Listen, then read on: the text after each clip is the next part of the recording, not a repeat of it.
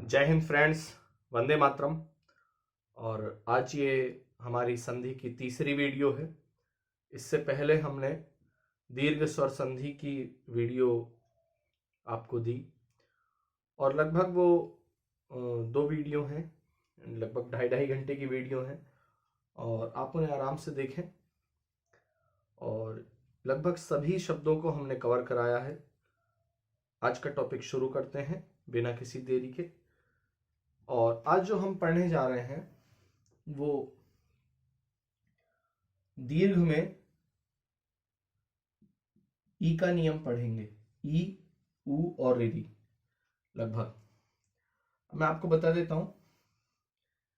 ई के 4 नियम होते हैं। जैसे क्या? छोटी ई प्लस छोटी ई बराबर बड़ी ई, या दीर्घ ई कहा जाता है इसे। अब इसको दीर्घ ई भी कह देते हैं और आपका बड़ी ई भी बोल दिया जाता है इसे। अब इस बड़ी ई को इधर लाते हैं और छोटी ई इधर, तो ये दूसरे प्रकार का सूत्र बनता है। अब ये बड़ी ई इधर आती है और छोटी ई का स्थान इधर आता है। ये तीसरा सूत्र है। अब दोनों तरफ बड़ी ई लिखी जाती है। बड़ी ई प्लस बड़ी ई बराबर बड़ी ई। ये पहला, ये दूसरा नियम है, ये तीसरा सूत्र है और ये चौथा। इसी आधार पर हम आज के ई के शब्दों को पढ़ेंगे। तो अपनी कॉपी में ये सूत्र आप ऐड कर लीजिए। अब मैं कुछ आपके सामने शब्द लिखूंगा और उनका संधि भी करेंगे कुछ शब्दों की, और कुछ शब्दों का विच्छेद करेंगे। तो मैं शब्द लिखता हूं, तो शुरू करते हैं। पहला शब्द है आपके सामने रविंद्र। अब जब रविंद्र लिखेंगे तो वे पे बड़ा ई लगेगा। रविंद्र ये शब्द है। एक शब्द और लेते हैं, कविंद्र। इस प्रकार कविंद्र पे भी बड़ा ई लगते हैं। और एक शब्द लेते हैं मुनींद्र। इस प्रकार। अब रवि शब्द जो है उसमें इंद्र जोड़ा हुआ है, तो रवि पे छोटा ही लगता है, जिसका मतलब होता है सूर्य। सूर्य प्लस इंद्र। अब इंद्र जब लिखेंगे तो हम छोटा ई बनाते हैं यहां। अब वै में से ई निकाला छोटा, और इंद्र में से ई मिला। जब दोनों को जोड़ेंगे तो ये हमारा पहले नंबर का सूत्र बन जाएगा। छोटी ई प्लस छोटी ई बराबर बड़ी ई। अब ये बड़ी ई मुझे वै पे लगानी है। रे, वे, बड़ी ई, ये इधर पहुंच गई। आधा न और द्र इधर जाना है। इस प्रकार। अब ये रविंद्र की वर्तनी हो गई शुद्ध। लेकिन अगर रविंद्र इस प्रकार लिखा जाए तो ये शब्द वर्तनी की दृष्टि से स्पेलिंग इसकी गलत है, क्योंकि ये शब्द अब यहां से इसका विच्छेद नहीं हो सकता। ये शब्द यहां से गलत है। तो संधि आपको वर्तनी लिखना भी सिखा रही है। रविंद्र में बड़ा ई लगेगा। अब कविंद्र शब्द को देखते हैं।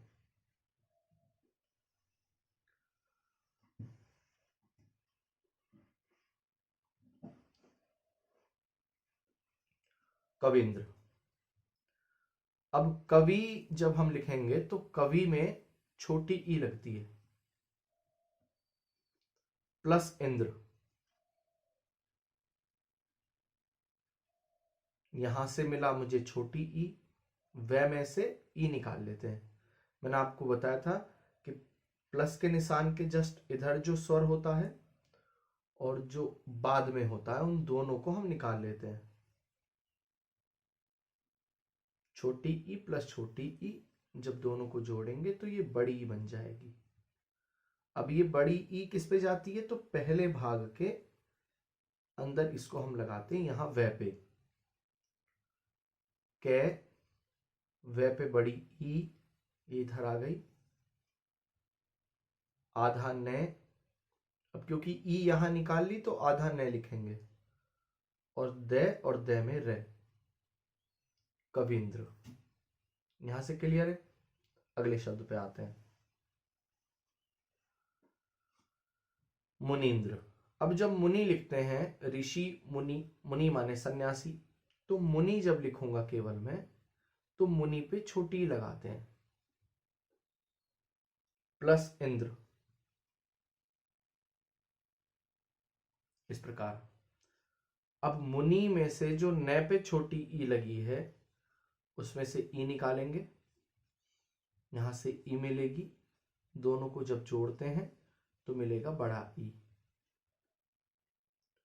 अब ये बड़ा ई न पे जाएगा, तो मुनीन्द्र कुछ इस प्रकार लिखेंगे, मैं पे छोटा उ, न ई, आधा न और द्र, मुनीन्द्र, मुनीन्द्र, इस प्रकार।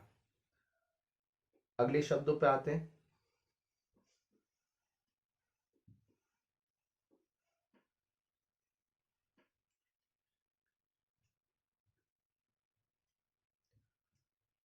क्षितिज।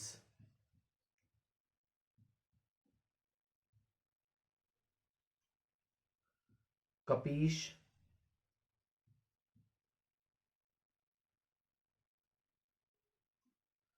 प्राप्तिच्छा, प्राप्तिच्छा, बहुत अच्छा शब्द है, टेक्निकल शब्द है। देखो, क्षितीश। अब इसमें क्षितीश में तय को हम बड़ा बना लेते हैं, यहां मैंने छोटा तय ई बना लेता है, तो यहां बनेगा बड़ा ई, इस प्रकार क्षितीश में। लेकिन जब क्षितीश लिखूंगा तो बड़ा ई आएगा, और जब क्षिति लिखेंगे तो छोटा ई आएगा। अब हो सकता है कि आपको क्षिति का मीनिंग ना पता हो, तो मैं यहां बताते हुए चलता हूं। क्षिति पृथ्वी को कहते हैं, ये मोस्ट है, याद रखना। क्षिति पृथ्वी का पर्यायवाची है। क्षिति, अचला, वसुंधरा, वसुधा, भू, रत्नगर्भा, ये सब पृथ्वी को कहते हैं। क्षिति में से ईश निकाला,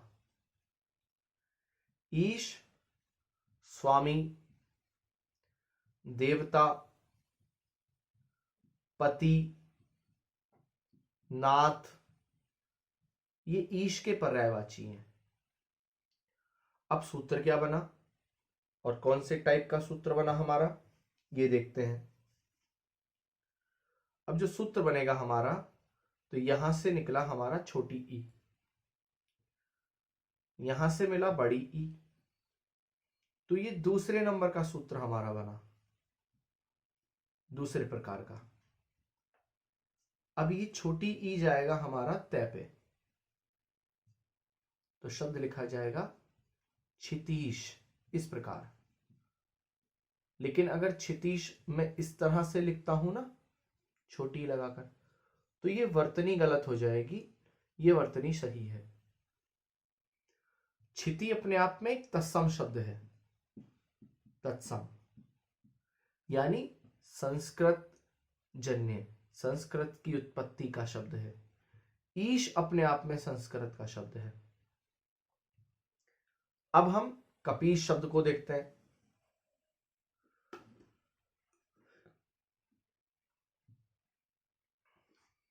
कपीश शब्द में एक वर्ड है कपी। कपी वानर या बंदर को कहा जाता है। कपी बंदर को कहते हैं। बंदर का एक पर्यायवाची और बताता हूं, मरकट। मरकट बंदर को ही कहते हैं। वानर, वानर कपी इनको ही कहा जाता है। शाखा मृग, शाखा मृग, बंदर को ही कहते हैं। तो ये शब्द आप याद रखें, शाखा मृग मोस्ट शब्द है ये बहुत। मरकट और बंदर और वानर तो एक ही शब्द है, बस इतना अंतर है वानर और बंदर में कि बंदर शब्द में यहां ओष्ठव्य है और यहां पर दंतोष्ठव्य है। अब ईश शब्द है, ईश पर बड़ा ई लगता है। यहां से निकला हमारा छोटा ई, ये निकला बड़ा ई। जब दोनों को जोड़ेंगे तो बड़ा ई बनेगा, और बड़ा ई कहां लगाएंगे? पै पर। तो शब्द बना कपीश। अब कपी माने बंदर और ईश माने अभी हमने आपको बताया था पति, स्वामी, नाथ, मालिक, वल्लभ, कांत, प्रिय, ये सब पति के पर्यायवाची हैं। पति के पर्यायवाचियों में ही ईश उनका प्रमुख है। अब कपीश का मतलब क्या होता है? कपीश हनुमान जी का पर्यायवाची है। किसका? हनुमान का। अब एक चीज और ध्यान से सुने और ध्यान रखेंगे कि हनुमान के पर्यायवाची में जो मान है इसमें हलंत आता है। संस्कृत के दो प्रत्यय होते हैं वो हिंदी में भी प्रयोग किए जाते हैं, वान और मान। वान और मान में अगर किसी शब्द के बाद में लगे होते हैं तो इनमें हलंत का प्रयोग किया जाता है। हलंत को इत संज्ञा भी कह देते हैं।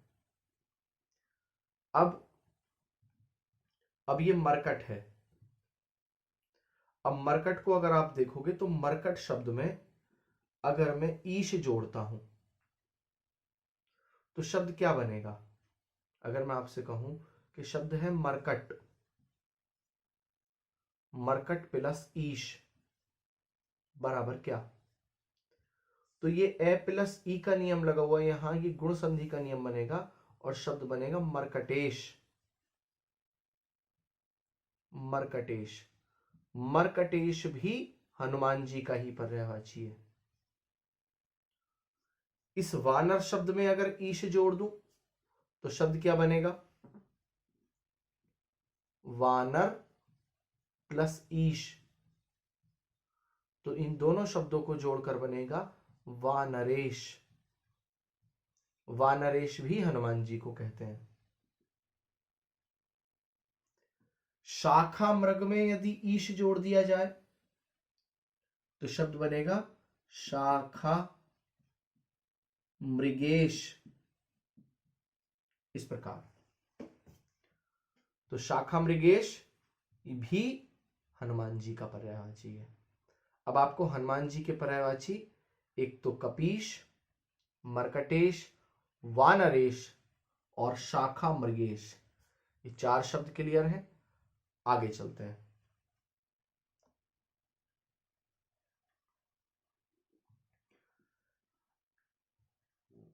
केवल संधि पढ़ते हुए शब्द के तोड़ने भर मात्र से काम नहीं चलता। जब तक उसका अर्थ आप ना समझो तब तक पारंगतता नहीं आती। अगला शब्द है प्राप्ति। अब प्राप्ति जब लिखेंगे तो छोटा ही बनता है। प्राप्ति प्लस इच्छा, इस प्रकार। प्राप्ति इच्छा में यहां से निकली छोटी, यहां से निकली छोटी ई। तो ये पहला प्रकार का हमारा सूत्र बना। दोनों को जब जोड़ूंगा तो बड़ी ई बनेगा, और बड़ी ई का प्रयोग यहां कर रखा है, प्राप्ति इच्छा। अगले शब्दों को लिखते हैं।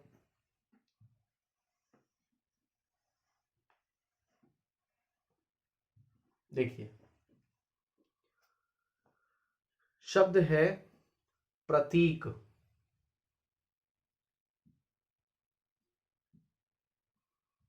अतीव, अच्छे शब्द है बहुत। प्रतीत, देखेंगे प्रतीक में एक शब्द है प्रति। ये अपने आप में उपसर्ग है, संस्कृत के उपसर्गों में शुमार है प्रति। और प्रति में लगा है इक, इस प्रकार। और यहां से मिला मुझे छोटी ई, यहां से मिली छोटी ई। अब यहां बड़ी ई नहीं लगा सकते।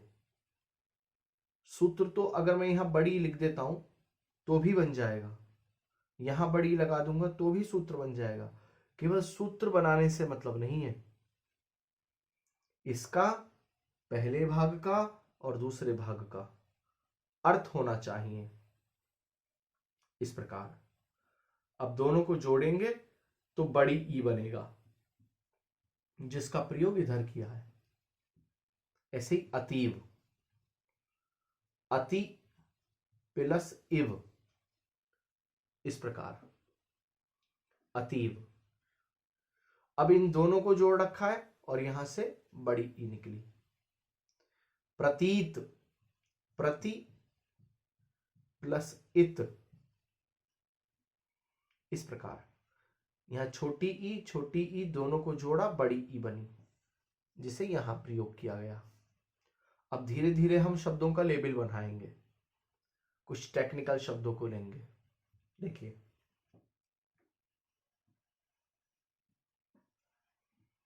अब मैं आपको जोड़ना सिखाता हूं। अभी तो हमने संधि विच्छेद किया, अब हम कुछ शब्दों को जोड़ेंगे।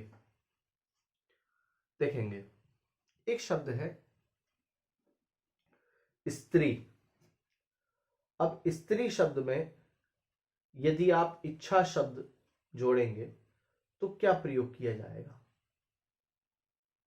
स्त्री इच्छा, इस प्रकार से।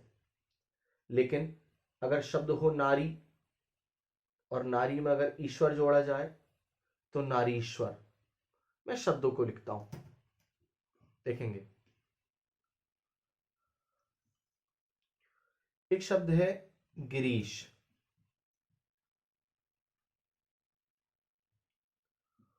गिरीश, हरीश,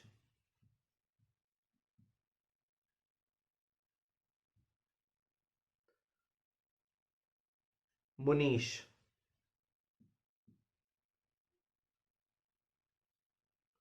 और रवीश, इस प्रकार।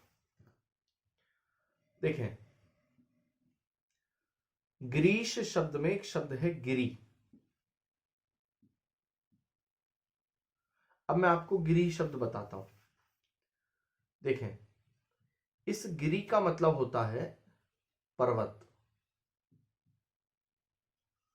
अगर इस गिरी पे मैंने यहां छोटी ई के स्थान पर बड़ी ई लगा दी तो गिरी का मतलब होता है फल के अंदर, किसी फल के अंदर जो गुठली निकलती है या बीज निकलता है, इसे हम देसी भाषा में गुठली कह देते हैं।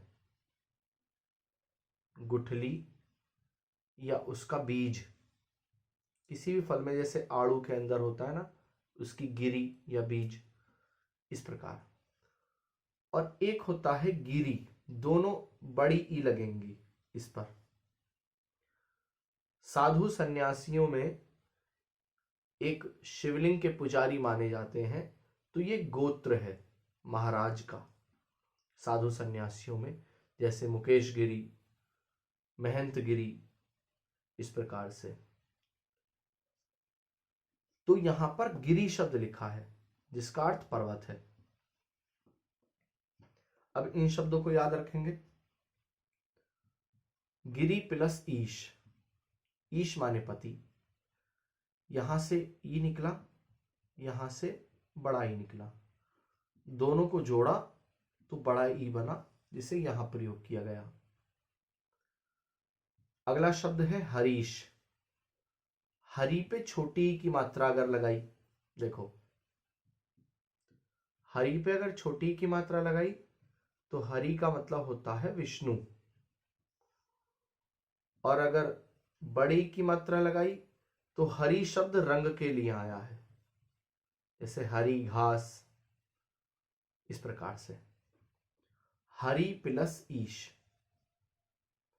यहां से निकला ई, यहां से निकला बड़ी ई, दोनों को जोड़ा और बड़ी ई बनाया, जिसको यहां प्रयोग किया गया। इसी प्रकार मुनि, मुनि में छोटी ई, ईश में बड़ी ई। जब दोनों को हम जोड़ेंगे तो बड़ी ई का मेल होगा। अब मुनीश शिव को कहा जाता है इस प्रकार।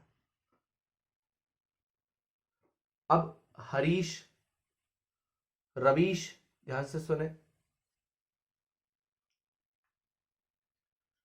रवि प्लस ईश। रवि माने सूर्य, ईश माने पति। जब यहां दोनों को जोड़ूंगा तो बड़ी ई बन जाएगी। अब अगर ग्रीश आपने इस प्रकार लिखा वर्तनी में तो यह शब्द गलत है। रवीश इसलिए इस प्रकार लिख दिया तो यह गलत है। आगे देखते हैं अगले शब्दों को। कुछ और शब्द निकालते हैं अच्छे से।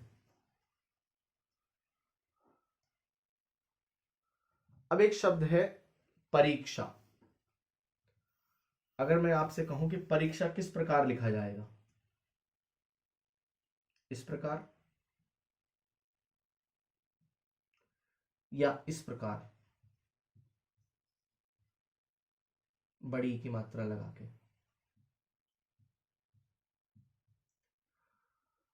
तो हो सकता है आप इसको सही बता दें और ये भी हो सकता है आप इसको सही बता दें। लेकिन मैं आपको बताऊं, ये वाला परीक्षा जो है ये भी ठीक है और ये जो परीक्षा लिखा है ये भी ठीक है। वर्तनी दोनों की ठीक है, लेकिन डिपेंड करता है कि आपने, निर्भर ये करता है कि आपने परीक्षा किस सेंस में लिखा है या किसी ने आपसे परीक्षा किस सेंस में, किस अर्थ में लिखवाया है। इस वाली परीक्षा का मतलब होता है किसी प्रकार का कंपटीशन या प्रतियोगिता। प्रतियोगिता। और इस वाली परीक्षा का अर्थ होता है मिट्टी से निर्मित कीचड़। निर्मित कीचड़। कीचड़ के लिए शब्द आता है परीक्षा, लेकिन उस परीक्षा पे छोटी ई की मात्रा लगेगी। अब अगर छोटी की मात्रा है तो यहां से टूट नहीं पाएगा, बड़ी की मात्रा है तो हम इसे यहां से तोड़ सकते हैं, यहां से इसे ब्रेक कर लेंगे। अब किस प्रकार करेंगे? परी। परी जब लिखूंगा तो छोटा ही लगेगा। और ईक्षा, ईक्षा लिखेंगे तो बड़ा ही बनाएंगे। अब परी शब्द का अर्थ होता है चारों ओर।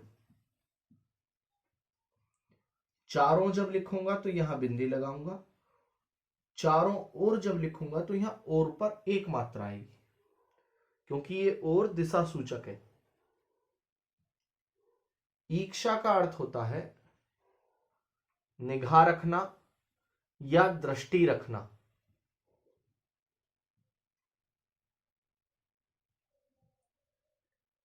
क्लियर? और ईक्षक, अगर इसकी जगह पे ईक्षक शब्द होता, जैसे मान लीजिए शब्द होता ईक्षक, परीक्षक, तो ईक्षक का मतलब होता है दृष्टि रखने वाला। दृष्टि रखने वाला। अब सूत्र कौन सा बना? तो दूसरे नंबर का सूत्र बना हमारा, छोटी ई बड़ी ई प्लस बड़ी ई। अब ये यहां गया हुआ है। आगे देखते हैं कुछ शब्दों को।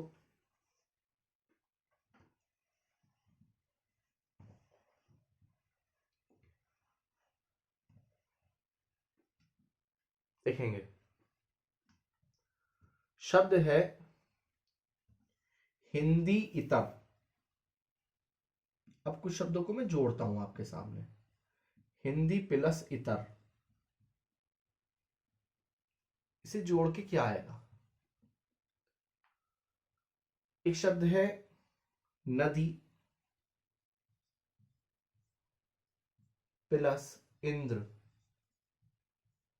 क्या आना चाहिए? अब हिंदी प्लस इतर अगर मैं जोड़ू तो यहां द में से मुझे ई मिली और इतर में से ई छोटी, तो यहां पे जो मेरा फॉर्मूला बन रहा है वो तीसरे प्रकार का है। आपसे एग्जाम में ये पूछा जाता है कि उपरोक्त शब्द में कौन से दो दो स्वरों का योग हुआ है, तो बड़ी ई और छोटी ई। अब ये तीसरे प्रकार का नियम तो बना। इतर का मायने होता है दूसरा या अलावा, इस प्रकार से,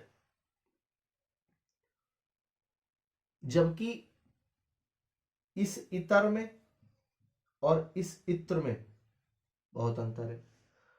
यहां से हमको एक होमोनिम या समश्रुति भिन्नार्थक शब्द सीखने के लिए मिल रहा है कि इतर का माने तो होता है दूसरा या सेकंड या अलावा। बोले इतर इतर, अलावा अलावा, या सेकंड या दूसरा दूसरा। और इत्र जो होता है वो सुगंधित पदार्थ जो हम खुशबू के लिए वस्त्रों में लगाते हैं, सुगंधित पदार्थ। अब आपने यदि इतिहास का प्रसंग पढ़ा होगा, और नहीं पढ़ा तो आगे पढ़ोगे, मुगलों में जो शाहजहां की सास थी जिसका नाम था अस्मत बेगम, उसने गुलाब की फूल की पंखुड़ियों से, पत्तियों से सुगंध निकालने की, इत्र निकालने की टेक्निक या जो विधि थी उसको इजाद किया था। अस्मत बेगम ने इत्र बनाने की आविष्कार किया। तो इतिहास में पढ़ोगे आप, तो यहां से याद रखें इतर है और इत्र है।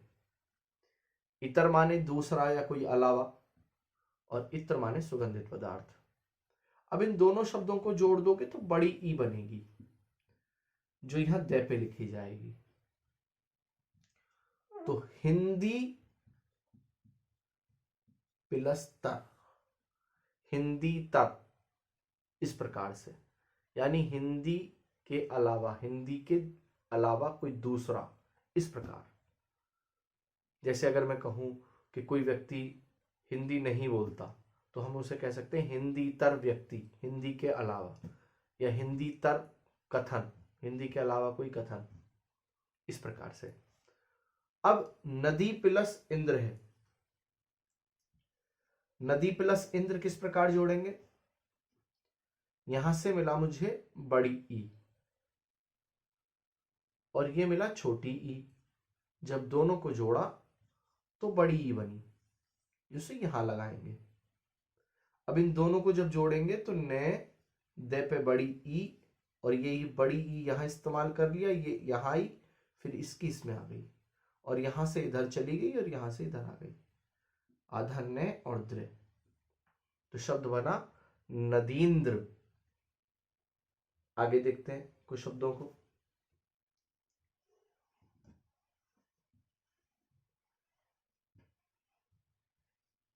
देखें,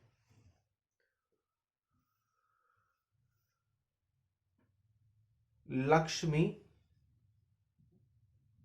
प्लस इच्छा,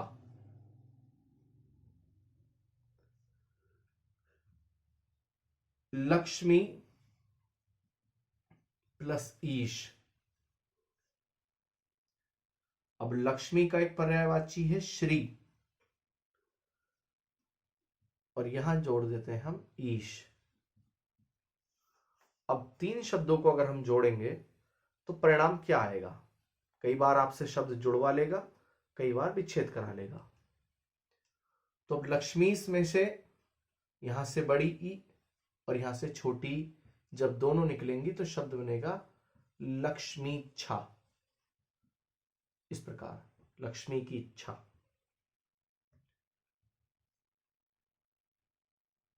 लक्ष्मी में से बड़ी ई और ईश में से बड़ी जब निकलेंगी तो शब्द बनेगा लक्ष्मीश। ईश का माने होता है पति या स्वामी, नाथ, कांत, वल्लभ, प्रिय।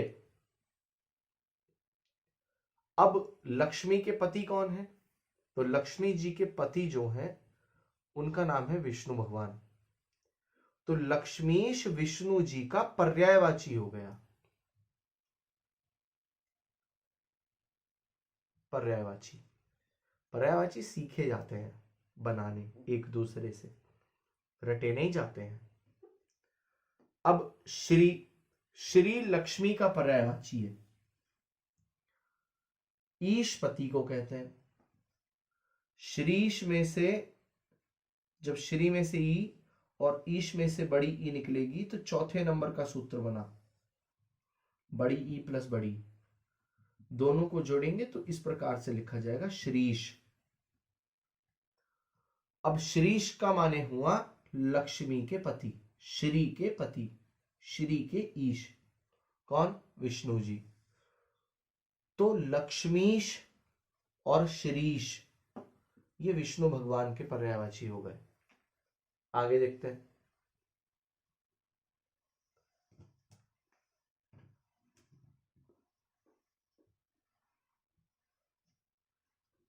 देखेंगे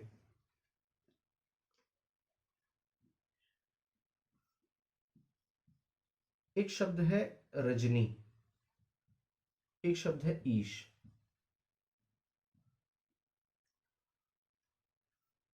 क्लियर? एक शब्द है रात्रि, एक शब्द है ईश। सती, आपने सती शब्द सुना होगा, सती माता के लिए सती। तो सती प्लस ईश, इस प्रकार।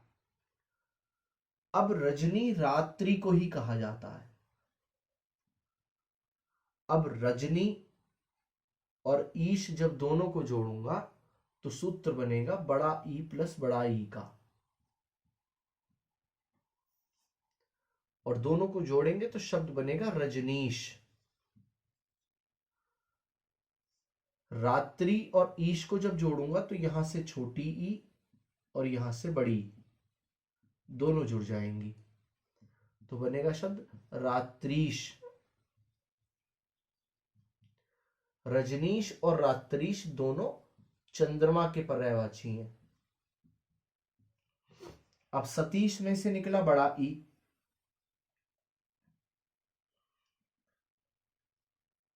सती में से, और ईश में से निकला बड़ा ई। जब दोनों को जोड़ा तो बड़ा ई आया। सती माने होती है पार्वती, माता पार्वती को कहते हैं सती। माता पार्वती का ही नाम है गिरिजा, शैलजा, पार्वती को ही कहते हैं। मैना पार्वती का नाम है। मीनाक्षी पार्वती को ही कहते हैं। शिव प्रिया, प्रिया। शिवा, शिव नहीं केवल शिवा, शिवा पार्वती को कहते हैं। अब जब दोनों को जोड़ेंगे तो शब्द बनेगा सतीश। सतीश भगवान शिव का पर्यायवाची है। दीर्घ संधि का शब्द है, बहुव्रीहि समास का उदाहरण है। आगे देखते हैं।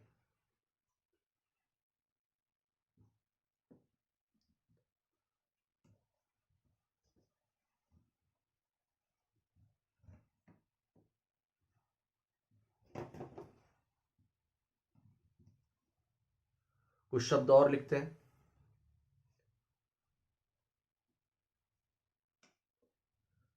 एक शब्द है शचींद्र, इस प्रकार। अब शचींद्र शब्द जब आप लिखोगे तो सचींद्र शब्द में एक वर्ड मिलेगा आपको शची। अब शची जब लिखेंगे तो ये शब्द है शची। शची कौन? इंद्र की पत्नी का नाम, इंद्र की पत्नी। पत्नी जब लिखते हैं तो बड़ी की मात्रा लगता है। और इंद्र, इंद्र पति को का पर्यायवाची है यहां पर। इंद्र का माने इस स्थान पर पति है। अब सची में से बड़ाई और इंद्र में से छोटाई, ये तीसरे नंबर का फॉर्मूला है। जब दोनों को जोड़ेंगे तो आएगा बड़ी, और ये बड़ी हमारा यहां गया हुआ है, तो सचींद्र इंद्र का पर्यायवाची है, वो इंद्र देवता की बात है। यहां इंद्र का माने पति है, दोनों में अंतर है। और शब्द देखते हैं।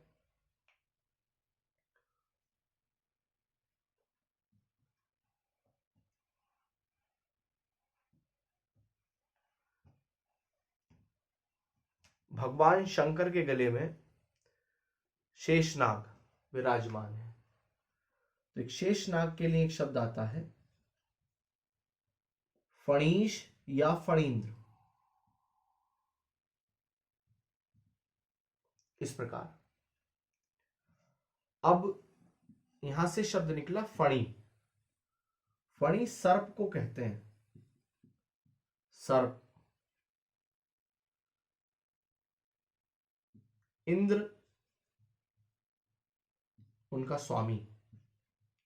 अब यहां से बड़ी ई और बड़ी जब दोनों निकली तो दोनों बड़ी बनकर आई, और शब्द यहां जब लिखा हमने तो यहां बड़ी का प्रयोग किया गया।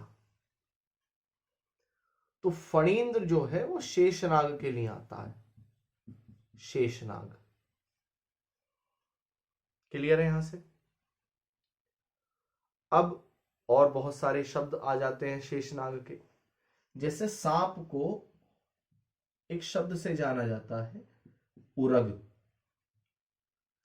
अब उरग में आप चाहे तो ईश जोड़ लो, चाहे इंद्र जोड़ लीजिए। उरग में आप पति भी जोड़ सकते हैं, उरग में नाथ जोड़ सकते हैं, इस प्रकार। और ये जो शब्द जोड़ के आएंगे, जैसे उरग में ईश जोड़ा तो उर्गेश आएगा, ये गुण संधि का नियम लगा हुआ है यहां से। उर्गेंद्र, उरगपति, उरगनाथ, ये चारों के चारों शब्द शेषनाग के हैं, पर्यायवाची। इनका अर्थ, शब्दों का मीनिंग, आगे चलते हैं।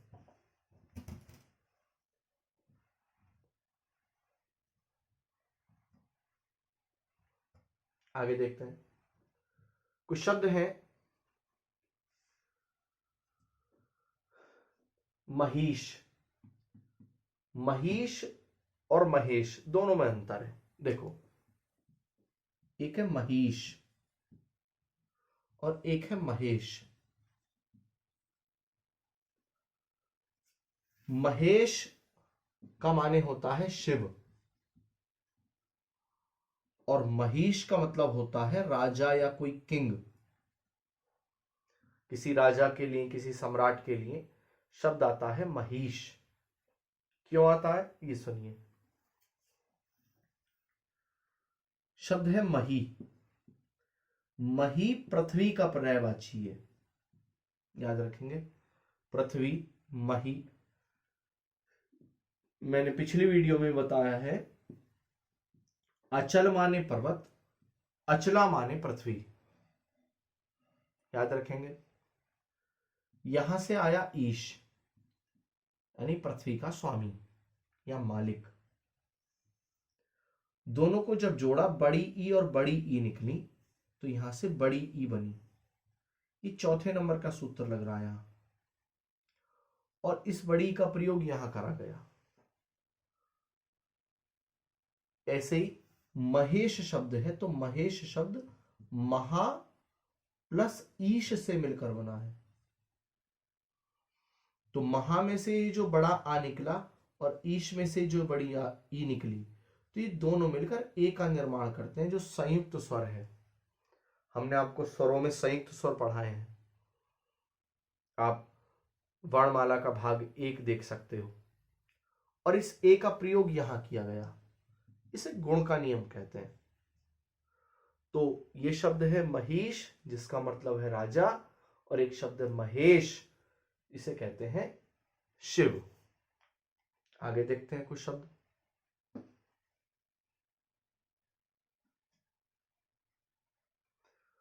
साथ साथ नोट्स बनाते चलें। वीडियो अगर लाइक नहीं की है तो लाइक कर दें वीडियो को, और अगर चैनल सब्सक्राइब नहीं है तो सब्सक्राइब कर लें।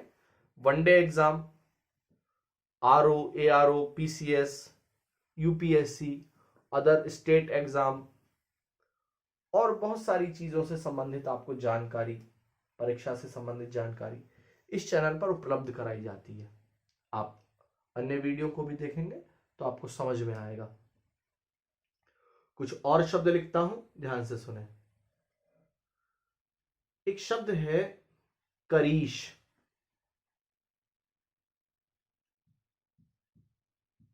इस प्रकार,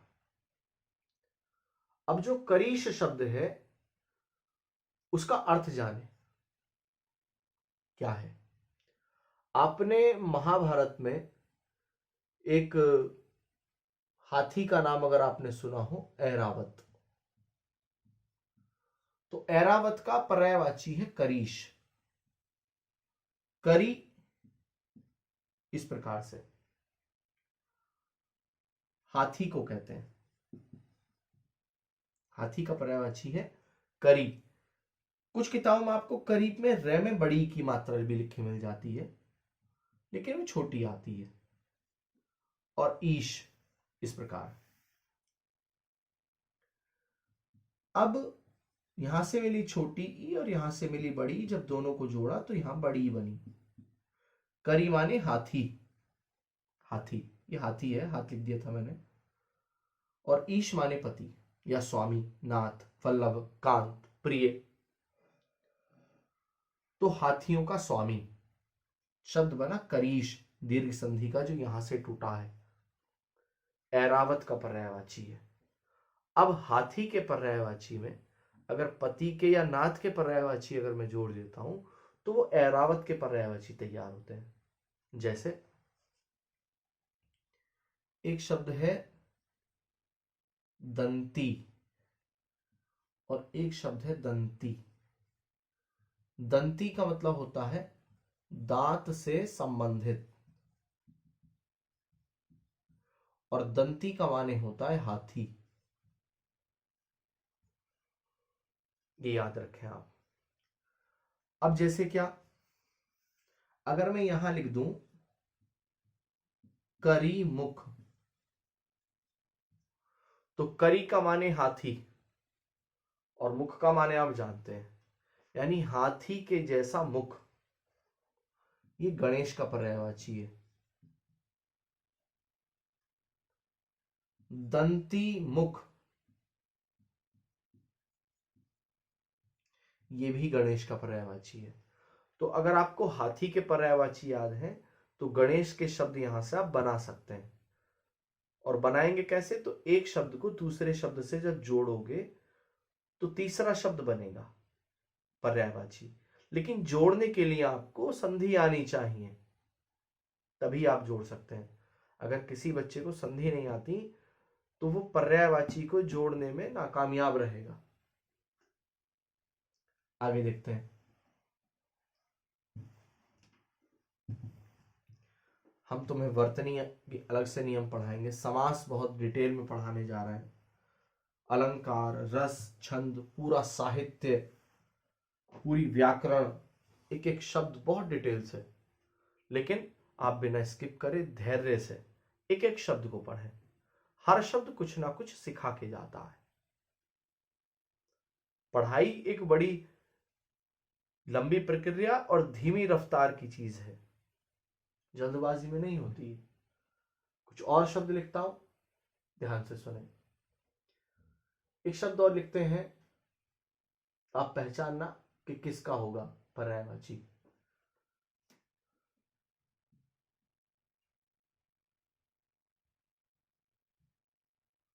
फणीश्वर, एक कवि का नाम भी है, याद आया होगा। फणीश्वर नाथ रेणु आधुनिक भारत के कवि हुए हैं। फणी माने सांप, ईश्वर उनका प्रमुख या उनमें श्रेष्ठ, उनका मालिक। तो जब दोनों बड़ी ई जुड़ी तो यहां से बड़ी ई मिलकर शब्द बना आपका फणीश्वर। और फणीश्वर भी किसे कहा गया है? शेष नाग को, नाग। और लक्ष्मण जो है, आपने अगर नाम सुना हो, लक्ष्मण, राम जी से छोटे जो भाई थे लक्ष्मण, वो शेष नाग के अवतार माने गए हैं। ये आपको याद रखना है। आध्यात्मिक चीज भी है और दर्शन से संबंधित भी है। आगे पढ़ते हैं, कुछ शब्दों को और जानेंगे।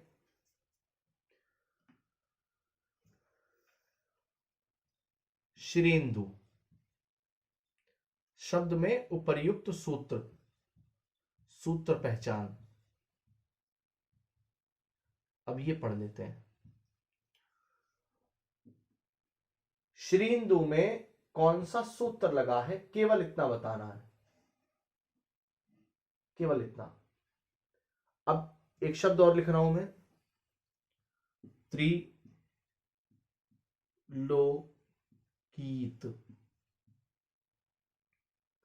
इसका संधि विच्छेद क्या होगा, और फिर अगर संधि विच्छेद हुआ तो फिर सूत्र पहचानना। दो चीजें,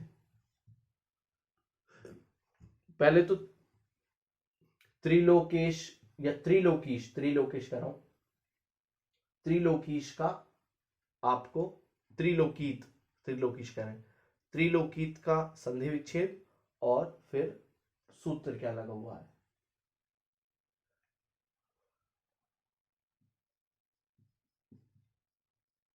एक ये शब्द है भवानीष्ट। श्री धन इंदु, तो सूत्र बना बड़ी ई प्लस छोटी ई।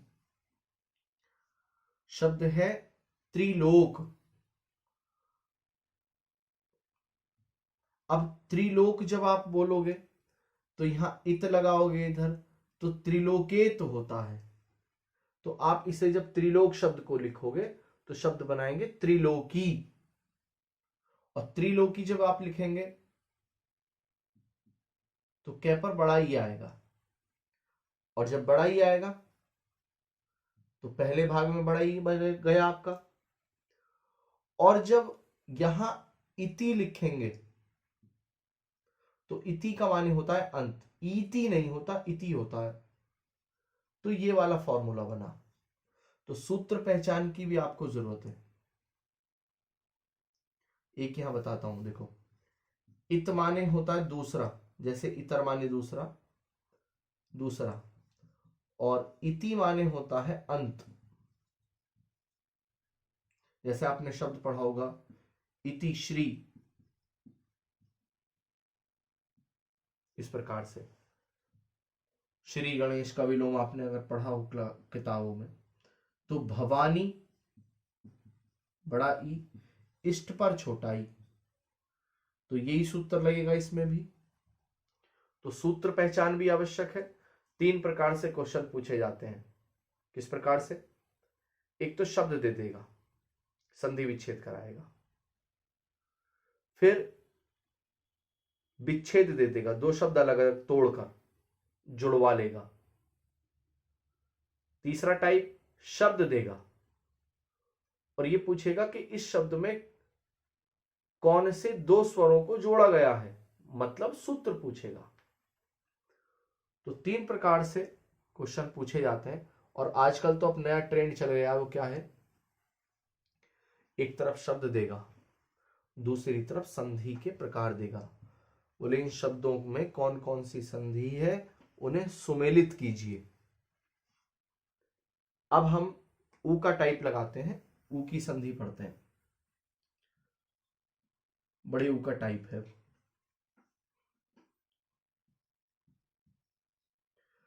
एक बार सूत्र बनाना बताता हूं। छोटा ऊ प्लस छोटा ऊ बराबर बड़ा ऊ। अब बड़े ऊ को इधर लेके आना है, छोटे ऊ को इधर रखना है, दोनों को जोड़ा बड़ा ऊ। अब ये पहले नंबर का सूत्र है, ये दूसरा सूत्र बन गया। अब ये बड़ा ऊ इधर, छोटा ऊ इधर, बराबर बड़ा ऊ। तीसरा सूत्र, बड़े ऊ को नीचे रखेंगे, इस बड़े ऊ को इधर रखेंगे, बराबर बड़ा ऊ। अब ये 4 सूत्र हैं। इन्हीं के आधार पर मैं कुछ शब्द लिखता हूं आपके सामने जो आपको करने। पहला शब्द है भानुदय। भानुदय। अब पहले तो वर्तनी वही लिख सकता है भानुदय की जिसने शब्द को ध्यान से सुना हो और शब्द को तोड़ना जानता हो सकता है आप भानुदय इस प्रकार से लिख दें। आप लिख के देख सकते हैं भानुदय। ये शब्द गलत है। भानुदय इस प्रकार लिखा जाएगा, लेकिन इसी प्रकार क्यों लिखा जाएगा, किस प्रकार पता लगेगी, तो उसका कारण ये है। देखिए, एक शब्द है भानु जिसपे मात्रा छोटी आती है, बिल्कुल सही बात है। भानु पर छोटी की मात्रा है, छोटे ऊ की, जिसका अर्थ होता है सूर्य। और एक शब्द है उदय। उदय माने निकलना, उदित होना। उदय जब लिखूंगा तो भी छोटा ऊ आएगा, लेकिन इस शब्द को और इस शब्द को जब जोड़ूंगा मैं आपस में, तो ये ऊ और ये ऊ आपस में जब मिलेंगे तो बड़ा ऊ बन जाएगा। इसलिए यहां पर बड़ा ऊ लिखा गया है। और इस बड़े ऊ से ही तो शब्द टूट सकता है, छोटे ऊ से तो संधि विच्छेद भी नहीं हो सकता, क्योंकि इस बड़े ऊ के 2 भाग हो सकते हैं, इस छोटे ऊ को आप नहीं तोड़ सकते। दीर्घ स्वर को तोड़ा जा सकता है, ह्रस्व स्वर को नहीं तोड़ा जा सकता। भानुदय। आगे देखते हैं, कुछ और शब्द लिखते हैं ऊ के टाइप के।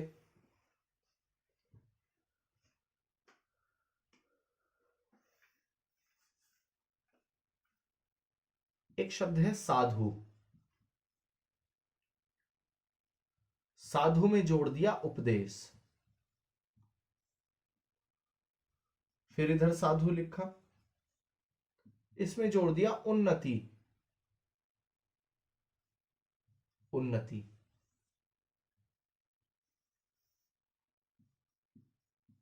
फिर साधु लिखा, यहां लिख दिया ऊर्जा।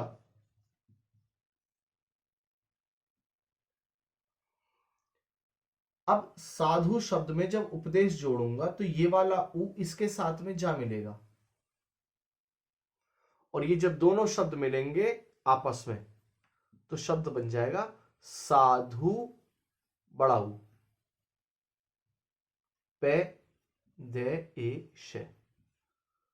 और ये शब्द जब इधर आ जाएगा तो साधु और इधर से उपदेश। ऐसे ही ये वाला ऊ इसमें जाके मिलेगा, साधु इधर का ऊ, और ये जब मिलेगा तो ये हो जाएगा बड़ा। आधा ने ते ई। हाल तो इस शब्द में भी संधि है। अगर मैं बात करूं तो ये व्यंजन संधि का नियम है, यहां से उत प्लस नति। इस प्रकार 5वें का परिवर्तन यहां पहले में हुआ है। व्यंजन संधि के नियमों में ये बताएंगे आपको। यहां पे अगर ध्यान से देखो तो यहां छोटा ऊ और यहां बड़ा ऊ दोनों जुड़े हैं और बड़े ऊ का निर्माण हुआ है। तो इन दोनों को जब मैं शब्दों को जोड़ूंगा तो शब्द लिखा जाएगा साधुर्जा। इस प्रकार तो आप शब्द को खुद से भी बना सकते हैं। जब आपके अंदर ये कला आ गई कि खुद से शब्दों को बनाना, तब कुछ नहीं बचता। अब कुछ शब्दों को इस प्रकार भी आप ध्यान से देख सकते हैं, जैसे क्या कि आप इधर बड़े ऊ का शब्द रखें और इधर आपने छोटे ऊ का या बड़े ऊ का शब्द रखा, और दोनों को मिलाएंगे तो वो दीर्घ का बन जाएगा। अब यहां जैसे मैं एक चीज बताता हूं आपको कि हमने यहां साधु शब्द रखा और जितने भी शब्द यहां दूसरी ओर रखे थे उनके शुरू में ऊ था लगा हुआ। लेकिन अगर ऊ ना हो, अगर मैं आपसे कहूं ऊ ना हो, मैंने लिखा यहां साधु आज्ञा, ठीक, या मैंने यहां लिखा साधु आश्रम, क्लियर। मैंने लिखा साधु इच्छा, तो ये अलग अलग संधियों के नियम है। यहां से जैसे यहां ऊ और आ मिलेगा तो ऊ प्लस आ जो होता है ये ऊ इधर जाकर वा बना, ये, और ये यण का नियम है, चौथा टाइप है। तो जब इन दोनों को मिला के लिखूंगा तो शब्द बनेगा साधवाज्ञा। इसी प्रकार साधवाश्रम, इसी प्रकार साध्विच्छा,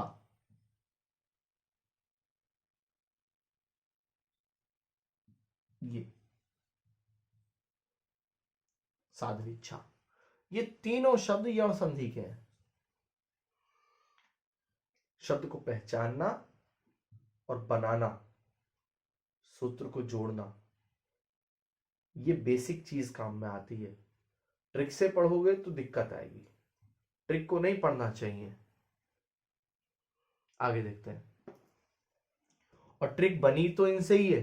जैसे कह देते हैं कि वो वैसे पहले आधा व्यंजन, देखो ये हो गया आधा व्यंजन, लेकिन ये आधा हुआ कैसे? जब इस ध पे से यहां ऊ निकल गया तो ये आधा हुआ था। तो ट्रिक भी बेसिक कॉन्सेप्ट से निकल के आती है। कुछ और शब्द लिखता हूं। शब्द है लघु। अब लघु जब लिखूंगा तो छोटा ऊ लगेगा। अब लघु में जोड़ दिया मैंने उत्तर, ठीक। तो यहां से छोटा ऊ और यहां से छोटा ऊ, जब दोनों को जोड़ा तो बड़ा ऊ बना, और ये बड़ा ऊ जाएगा घ पे, तो शब्द है लघुत्तर। वर्तनी देखना ध्यान से, एक है लघुत्तर और एक है लघुत्तर। आपने शब्द सुना होगा या शब्द ये सुना होगा लघुतम। यहां लघु में तम और यहां लघु में तर प्रत्यय है, जबकि यहां पर लघु है और उत्तर है, क्योंकि यहां दो तय हैं, यहां एक तय है। यहां लघु में प्रत्यय है, यहां लघु में प्रत्यय नहीं है, उत्तर लगा हुआ है। इन शब्दों की संधि नहीं हो सकती, इस शब्द की संधि हो जाएगी। अब इसे पढ़ो आप लघुत्तर, और ये है लघुतर। दोनों में कितना अंतर है? अगला शब्द लिखता हूं।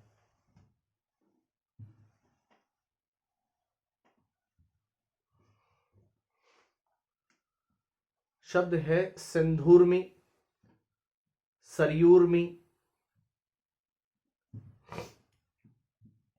सिंधु। सिंधु समुद्र को कहा जाता है स्पेशली, और एक शब्द है ऊर्मी। सिंधु कहते हैं समुद्र को। हाँ, तो सिंधु एक नदी भी है, लेकिन यहां सिंधु समुद्र के पर्यायवाची के लिए आया है। समुद्र कोई अवधि भी कहा जाता है इस प्रकार से। वारिधि भी कहते हैं। तोय निधि शब्द आता है समुद्र के लिए। अर्णव शब्द आता है। समुद्र का ही पर्यायवाची है। और आपने अगर शब्द सुना हो तो पारावार, इसके लिए आता है, समुद्र के लिए। यहां सिंधु में से छोटा ऊ निकला। उर्मी का माने होता है वेग, लहर या तरंग। वीची, वीची भी लहर को ही कहते हैं, जबकि रश्मि किरण को कहा जाता है। उर्मी में से बड़ा ऊ, सिंधु में से छोटा ऊ, जब दोनों को जोड़ा तो यहां ये चला गया। तो शब्द दोनों को जोड़ के जो बनेगा वो बनेगा सिंधु उर्मी, ये शब्द है। अब वर्तनी ध्यान से देखें, ये शब्द तो ठीक है, लेकिन अगर सिंदूर में इस प्रकार से लिख दिया जाए तो आपको कमी पता लग रही है। ये शब्द पे छोटा हुआ है, यहां छोटे यू से गलती ये हो जाएगी कि यहां से ये शब्द टूट नहीं पाएगा। जबकि एक शब्द था सिंधु, एक शब्द था उर्मी, दोनों को जोड़ा था और बड़ा ऊ बना था। अगर यहां छोटा ऊ लगा देते हैं तो ये वर्तनी की प्रॉब्लम हो जाएगी। यहां अगले शब्द को देख दो।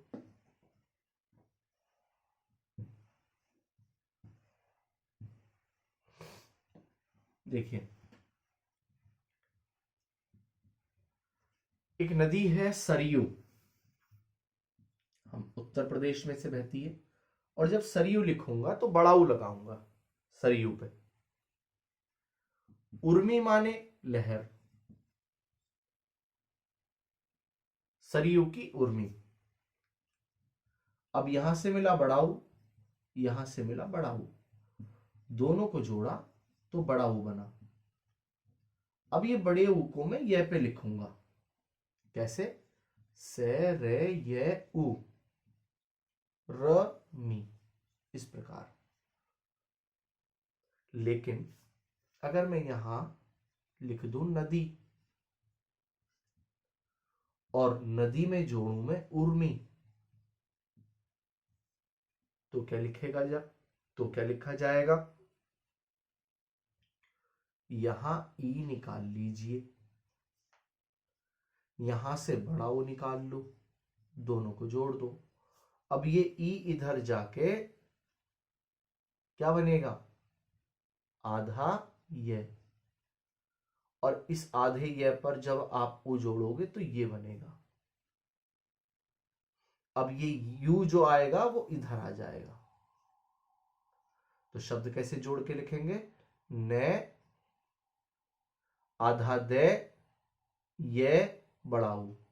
अब इन्हें अलग से जोड़ना चाहो अलग से जोड़ दो, हाल तो ये इस तरह से लिखा जाएगा। कैसे लिखा जाएगा? आधा दे, ये और बड़ा ऊ, इसे लिखते हैं द्यू, इस प्रकार, नद्यूर्मी। अब एक बात बताओ, यहां क्या लगाई? छोटा ऊ बड़ा ऊ, बड़ा ऊ, क्योंकि ये बड़ा ऊ यहां से आया। अब इस शब्द को अगर आप ध्यान से देखें तो शब्द ये लिखा है नद्यूर्मी। अब इस पे बच्चा अगर ट्रिक्स लगाएगा, जो ट्रिक से पढ़ते हैं वाला, उनकी बात कर रहा हूं, और ट्रिक से पढ़ने वालों ने तो हमारी बात सुनी भी नहीं होगी, क्योंकि अगर यहां तक वीडियो देख के आए हो तुम आधा पौना घंटे बाद, तो पढ़ने का मन होगा। सोचो जरा उस बालक के लिए जो केवल इतनी बात पढ़ता है कि जिस शब्द के बीच में बड़ा हुआ जाए वहां दीर्घ संधि होती है। ये दीर्घ संधि ना है, ये यण संधि का शब्द लिखा है नद्योर में। इस शब्द में यण संधि है, इसलिए जो ट्रिक है वो क्या हो गई? फेल हो गई। इसलिए बेसिक कॉन्सेप्ट सिखा रहे हैं। 4 घंटे की 5 घंटे की दीर्घ संधि के आकी टाइप की वीडियो बनाई है 2, बहुत बढ़िया शब्द हैं, कई 100 शब्द पढ़ाए उसमें डिटेल में, आराम से देखिए उन्हें, जीवन में मात नहीं खाएंगे। अगर एक सब्जेक्ट को 10 बार पढ़ने के बाद भी एग्जाम नहीं निकल रहा है, पेपर नहीं निकल रहा है, तो कहीं ना कहीं ना तो आप में कमी है, ना पढ़ाने वाले में कमी है, तरीके में कमी है, दिशा में कमी है। आगे देखते हैं।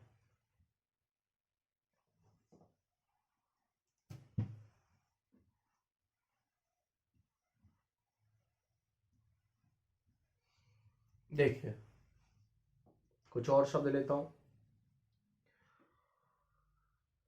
बहुउद्देश्य, एक शब्द आप खुद से भी लिख सकते हो, बहुउद्देश्य।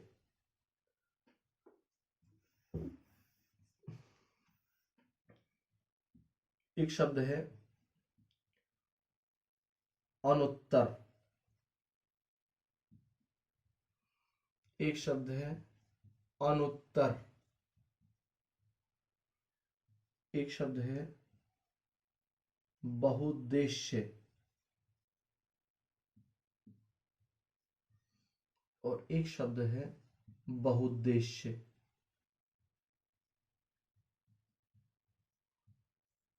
कौन सा सही है, कौन सा गलत है? अगर मैं आपसे कहूं कि 4 शब्द हैं, ए बी सी और डी, उपर्युक्त शब्दों में, ऐसे मान लो, मैं यहां लिख देता हूं, या उपर्युक्त शब्दों में शुद्ध, अशुद्ध कर लो चलो इसे, क्योंकि अशुद्ध छांटना तुम्हें ज्यादा आसान पड़ जाएगा। अशुद्ध का चयन करें। ये है जी क्वेश्चन। 4 शब्द लिखे हैं आपके सामने और आपको अशुद्ध का चयन करना है।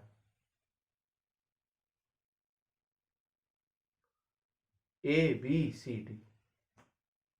खैर बहुत टाइम खराब हो जाएगा, मैं डायरेक्ट बता देता हूं। ये आंसर है इसका। ये भी शुद्ध लिखा है, ये भी शुद्ध लिखा है, ये भी शुद्ध लिखा है, ये अशुद्ध है।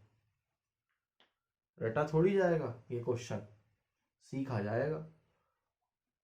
कैसे सीखा जाएगा? संधि के चैप्टर में सीखा जाएगा। देखिए, एक शब्द है अन, अन माने नहीं या न, और न में हलंत नहीं है यहां। और एक शब्द है उत्तर, तो ये आधा न और ये ऊ जब जुड़े तो न पे ऊ लग गया, तो शब्द बना नू। ए न ऊ, आधा ते ते रे। अन माने नहीं या न। उत्तर का मतलब आप जानते हैं। अनुत्तर का मतलब जिसका उत्तर नहीं है, इसका मतलब है, इसका अर्थ है जिसका उत्तर नहीं है। इस वर्ड का मीनिंग है ये। अब यहां क्या लगा है? ये बड़ा ऊ, इसका मतलब ये ऊ प्लस ऊ में टूटेगा। इसे उतारना चाहो तो उतार लो। हाल तो हो सकता है नोट्स ना बना रहे हो तुम, हो सकता है हो गई पक्का 100%। अनु प्लस उत्तर, अनु माने पीछे या छोटा, उत्तर का मतलब आप जानते हैं। तो यहां ये दोनों छोटे ऊ मिलकर बड़ा ऊ बना, जिसका मतलब है उत्तर के पीछे उत्तर या छोटा उत्तर। शॉर्ट क्वेश्चन इस पर, जैसे लघु उत्तर भी लिख देते हैं हम, अभी लघु उत्तर भी बताया था। अच्छा, अगर मैं आपसे कहूं, चलो पहले इस शब्द को समझाता हूं, बाद में बताऊंगा। एक शब्द है बहु। अब बहु शब्द के भी कई मायने हैं, इसको सुनो देखो। अगर इस तरह से लिख दिया तो बहु माने होता है बहुत या अधिक, और अगर इस प्रकार लिख दिया बड़ा ऊ लगा के, तो इसका मतलब होता है पुत्र की पत्नी, किसी के पुत्र की पत्नी को, वो जो रिश्ता होता है बहू, तो वो बहू में बड़ा ऊ लगेगा, और बहू पे अगर छोटा ऊ लगा दिया तो बहू का मतलब है अधिक या ज्यादा या बहुत। तो यहां क्या लिखा है? बहू, जिसका मतलब है अधिक।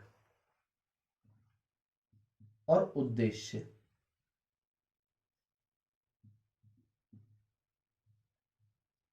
उद्देश्य, तो जिन दोनों शब्दों को मैं जोड़ूंगा तो शब्द बनेगा बहुउद्देश्य। आया समझ में? इस शब्द में ये वाली मिस्टेक है। अब अगर ये ठीक था तो यहां पर बड़ा ऊ लगता, इसमें यहां मिस्टेक है। अंधभक्त होकर नहीं पढ़ना चाहिए। इन शब्दों में ये भी गलत था, ये भी गलत था, क्योंकि बहुउद्देश्य इस प्रकार लिखा जाएगा, दे अध उ अध दे शे ये है ये उद्देश्य। अब ये करेक्ट है बिल्कुल। ये यहां मिस्टेक पता लग रही है, यहां बड़ा ऊ लगा दिया और यहां ऊ लग दिया। किसी भी हिंदी के शब्द में स्वर तो बीच में आता ही नहीं है, और जो कि वो संधि के शब्द हो रहे हैं।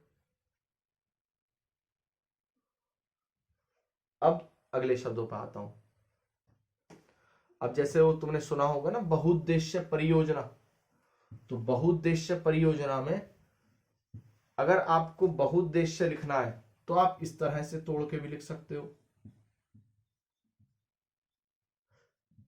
बहुउद्देश्य, ये तरीका भी ठीक है।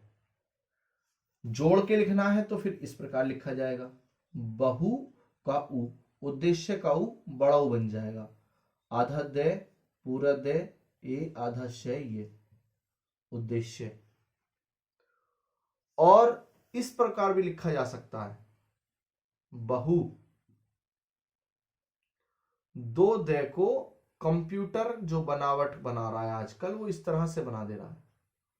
ये 6 नहीं है, ये 2 दे हैं। ये कंप्यूटर की देन है, ये वाला शब्द। हलंत लगा के लिख दो तो भी ठीक है, इस तरह से लिख दोगे तो भी ठीक है।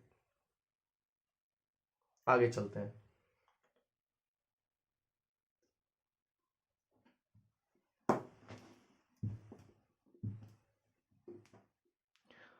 अब कुछ शब्दों को हम पढ़ेंगे। रीरी के, अब दीर्घ रीरी का टाइप लगाते हैं, दीर्घ रीरी, बड़ी रीरी। अब पहले इसे समझाता हूं एक बार। ये रीरी है, ये रस्म, और ये रीरी है। इसका ये वाला भाग और इसका ये वाला भाग, इन दोनों भागों को जोड़ दिया, ये वाला हिस्सा और ये वाला हिस्सा, दोनों निकाले आपस में ऐसे जोड़ दिए। स्वर बना कुछ ये और ये इसकी मात्रा है, ये है स्वर और ये है इसकी मात्रा। तो हम दीर्घ रीरी पढ़ने जा रहे हैं। कुछ शब्द लिखता हूं, ध्यान दें। अब एक शब्द है पितृ, पितृ मतलब पिता। अब पितृ में ये जो लगी हुई है ये एक बार है इस प्रकार, तो ये एक रीरी है। तो अगर इस रीरी को निकालूंगा तो ये बैठती है, ये इसकी मात्रा है, ये इसके स्वर की कंडीशन है। ये बड़ी वाली रीरी है तो इसकी मात्रा ये होती है। आगे देखो, यहां लिख दिया ऋण, ऋण मतलब लोन, कर्जा। यहां से निकाली रीरी। अब इन दो रीरी को जब जोड़ूंगा, अभी मैंने बताया, तो ये बड़ी रीरी बनेगी। अब इस बड़ी रीरी की मात्रा ये होती है इस प्रकार। और जो मैंने आपको बताया कि जो जोड़ के आता है वो अंतिम वाले में लिखा जाता है, पहले वाले के अंतिम में। तो अब शब्द कुछ इस प्रकार लिखा जाएगा, ये ध्यान से देख लेना शब्दों की बनावट क्या है। ये हो गया पितृण, पितृ प्लस ऋण। ये भी दीर्घ संधि का नियम है और ये चौथा टाइप है दीर्घ संधि का। ज्यादातर किताबों में स्किप कर दिया जाता है। अगला शब्द लिख रहा हूं, देखिए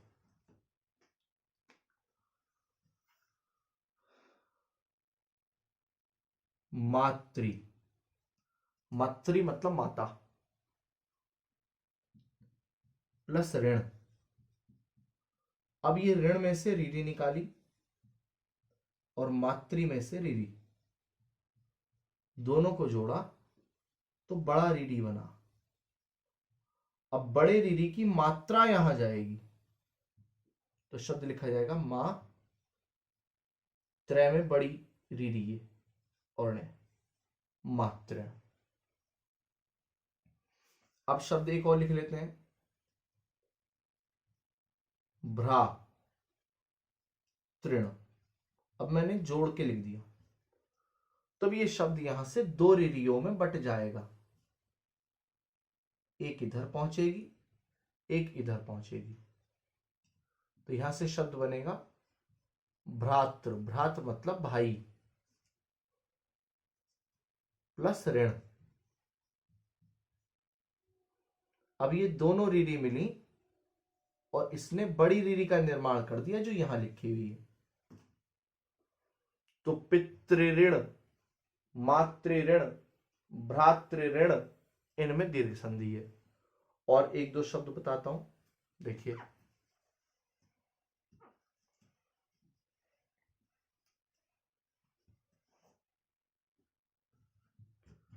शब्द है जमात्री, जा मा त्री। जमात्री जमाई को कहते हैं या दामाद को कहा जाता है, दामाद या जमाई, जमाई राजा। ठीक, जमात्री संस्कृत का शब्द है, यह तत्सम शब्द कह सकते हैं जो हिंदी में प्रयोग हुआ। जमात्री प्लस ऋण, जमाई का कर्जा, ऐसे मान के चलो कि उसने तुम्हारी पुत्री को रख रखा है, तुम्हारे घर की आफत को रख रखा है। अब जमात्री में जो त्री है उसमें से रीढ़ी निकाल लो, ऋण में से रीढ़ी निकाल ली, दोनों को जोड़ा तो बड़ी रीढ़ी बनी। और बड़ी रीढ़ी की इतने हिस्सा, बस ये मात्रा मुझे इस तय पे लगानी है, इतना हिस्सा। तो जा मा तय, तय पे ये हिस्सा डबल बार और ऋण, जमात्र ऋण। क्लियर है? आगे देखते हैं, एक शब्द और बताता हूं,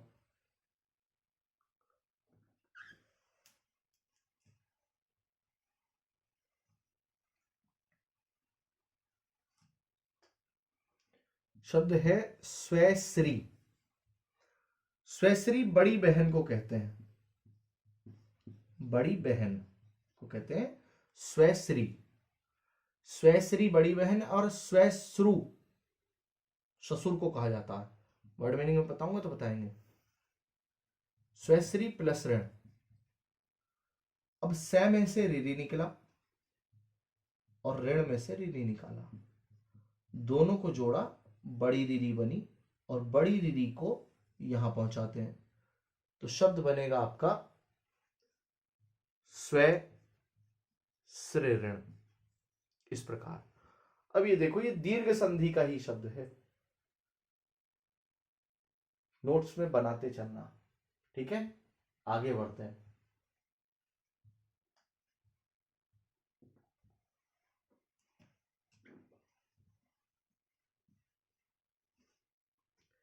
एक शब्द है होत्र, प्लस ऋण। पुरोहित के लिए शब्द आता है पूजा करने वाले के लिए, होत्र प्लस ऋण, दोनों शब्दों को जोड़ा तो दीर्घ रीरी बना।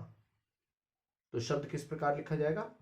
होत्री ऋण। क्लियर है? इस वीडियो में हमारी दीर्घ संधि के ई, बड़ा ऊ और दीर्घ रीरी, बड़ी ई, बड़ा ऊ और दीर्घ रीरी, इनको हमने पढ़ा था और ये टाइप आज कंप्लीट हुआ। अब नेक्स्ट वीडियो में हम गुण संधि पढ़ेंगे। वीडियो अच्छी लगी है तो किसी अपने प्रिय मित्र को इसे शेयर कर दो, किसी एक मित्र को, ज्यादा नहीं, जो पढ़ना चाहता हो। और कमेंट करके बता दो, कोई डाउट हो तो उसे लिखो हिंदी में और बता दीजिए कि कोई डाउट भी हो तो बता दो, अपना भाई समझ के, गुरु समझ के, जो भी आप मानो। तो कमेंट में जय हिंद जरूर लिख देना। अगर कोई डाउट ना भी हो तो जय हिंद लिख देना। जय हिंद, वंदे मातरम, भारत माता की जय।